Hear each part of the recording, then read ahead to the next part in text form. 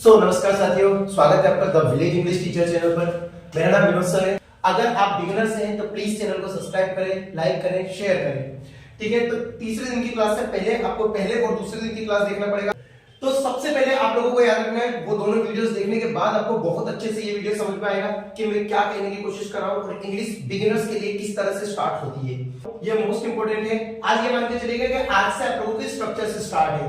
Structures, ठीक है, आप स्ट्रक्चर्स के एक अलग से नोट्स बना सकते हैं। स्ट्रक्चर्स में मैं सबसे पहले नंबर का स्ट्रक्चर जो पढ़ा रहा हूं वो है विल।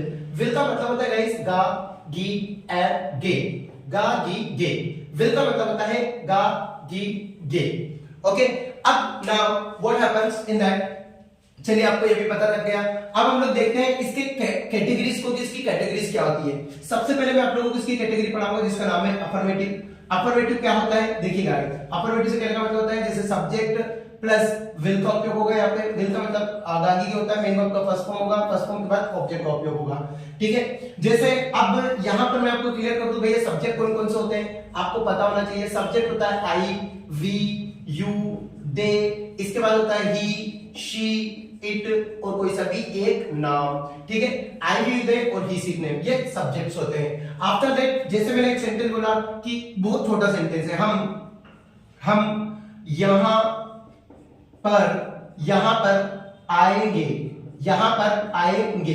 देखिएगा इस सबसे पहली चीज तो ये है कि ये स्ट्रक्चर है। स्ट्रक्चर का मतलब होता है आधार या स्तंभ। आपको कुछ भी नहीं करना है, आपको ये देखना है कि जो स्ट्रक्चर बोलता है आपको वही करना है। जिसको स्ट्रक्चर में सबसे पहले जो वर्ड होता है आपको वही करना है। स्ट्रक्चर में सबसे पहले सब्जेक्ट है तो आपको सेंटेंस में सबसे पहले सब्जेक्ट ही ढूंढना है। मतलब सब्जेक्ट यहाँ पर हम है, हम की इंग्लिश होती है गाइस वी, तो मैंने यहाँ पे हम की इंग्लिश बनाई वी।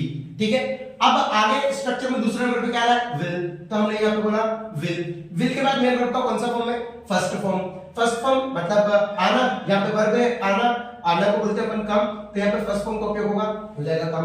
अब आ रहा है ऑब्जेक्ट, यहाँ पे लिखा हुआ है यहाँ पर। देखिए गाइस सबसे पहली चीज ये है कि अगर आप इन चीजों को जानना चाहते हैं तो आप पहले दिन की क्लास डे फर्स्ट क्लास को देख के आइएगा। उसमें लिखा है यहाँ पर की इंग्लिश होती है over here, over here and that sentence is over।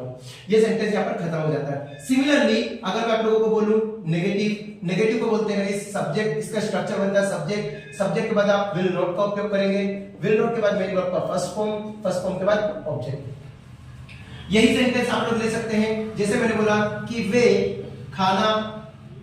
खाना नहीं बनाएंगे, वे खाना नहीं बनाएंगे। अब वे खाना नहीं बनाएंगे, सबसे पहले आपको पता है तो गागी है, तो गागी है का मतलब विल होगा। सब्जेक्ट्स वे है, वे की इंग्लिश होती है गाइस दे। दे के बाद आएगा आप लोगों का दूसरे नंबर पे विल। मतलब मैं क्या कह रहा हूं, जैसा जो भी स्ट्रक्चर कह रहा है आपको सिर्फ इस स्ट्रक्चर को फॉलो करना है और आपको कुछ नहीं करना है। विल के बाद क्या आ रहा है नोट, तो ये हो गया नोट। नोट के बाद आपको मेन वर्ब का फर्स्ट फॉर्म आ रहा है, बनाना को बोलते हैं, खाना बनाने को स्पेशली बोला जाता है कुक। कुक यहाँ पे आप मेक का उपयोग भी कर सकते हैं। अब आता है आप लोगों का ऑब्जेक्ट, अब यहाँ पे खाना इसको बोलते हैं हम लोग फूड, और यहाँ पे सेंटेंस ओवर हो जाता है। आई होप कि आप लोगों को समझ में आ रहा होगा। अगर समझ में आ रहा है तो गाइस प्लीज चैनल को सब्सक्राइब करो और इस वीडियो को लाइक भी करें। नेगेटिव स्ट्रक्चर आ रहा है, नेगेटिव स्ट्रक्चर के बाद आपको आएगा interrogative structure. This is the third one structure. याद रखना इंट्रोगेटिव स्ट्रक्चर में आपको हेल्पिंग वर्ब सबसे आगे आ जाती है। इसका एक ऑफिशियल वीडियो भी बनेगा, इसको अलग से मैं आपको बहुत अच्छे से समझाऊंगा, टेंशन मत लीजिएगा इस चीज का। आप लोग विल के बाद आप लोगों का आएगा सब्जेक्ट, सब्जेक्ट के बाद मेन वर्ब का फर्स्ट फॉर्म, फर्स्ट फॉर्म के बाद आएगा आप लोगों का ऑब्जेक्ट, ऑब्जेक्ट के बाद आएगा आपका क्वेश्चन मार्क।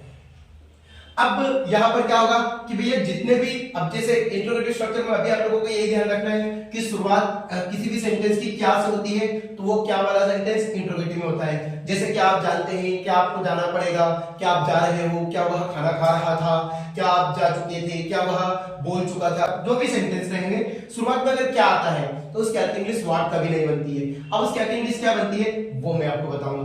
क्या, अब जैसे मैंने सेंटेंस बोला क्या आप जाओगे, तो क्या आप जाओगे, अब इसकी इंग्लिश सबसे पहले क्वेश्चन मार्क लगेगा। देखिए गाइस इन पूरे सेंटेंसेस में आप लोगों को एक चीज समझ में आनी चाहिए कि यहाँ पे हम लोग गागी की बात करें, क्योंकि अभी हम लोग पढ़ रहे विल मतलब गागी है। अब यहाँ पे आ रहा स्ट्रक्चर क्या कह रहा है, ये इंट्रोगेटिव स्ट्रक्चर है, ये नेगेटिव हो नहीं सकता क्योंकि कहीं भी नहीं है। ठीक है, ये अफर्मेटिव नहीं है क्योंकि शुरुआत में क्या है, ये इंट्रोगेटिव ही होगा। सेंटेंस अपने अपने खुद कहेगा कि मैं इस कैटेगरी का सेंटेंस हूं, ये आप लोगों को फोकस करके रखना है। अब आगे देखिएगा, क्या आप जाओगे, तो अब यहाँ पे सबसे इंट्रोगेटिव स्ट्रक्चर में सबसे पहले क्या है, विल। तो आप लोगों को दिमाग ना लगाते हुए डायरेक्टली लगाना है विल। विल के बाद आएगा आपका सब्जेक्ट। अब सब्जेक्ट इसमें क्या है, आप की इंग्लिश क्या हो जाती है, you, that's all about it. अब आगे आ रहा है वर्ब। वर्ब का कौन सा form, first form. First form मतलब होता है जाना, मतलब फर्स्ट फॉर्म जाना का फर्स्ट फॉर्म होती है गो, और यहाँ पे सेंटेंस खत्म हो जाएगा, दैट्स ऑल। सेम इसी तरह से इंट्रोगेटिव प्लस नेगेटिव स्ट्रक्चर को हम लोग बनाएंगे।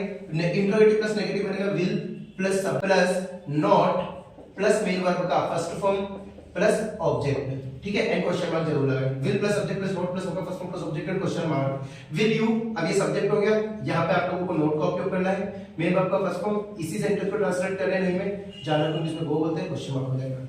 अगर आपको वीडियो समझ में नहीं आ रहा है तो एक बार स्किप करके भी बोल सकते हैं। कोई डाउट हो तो आप लोग कमेंट बॉक्स में, कमेंट बॉक्स खुला हुआ है, बिल्कुल आप पूछ भी सकते हैं।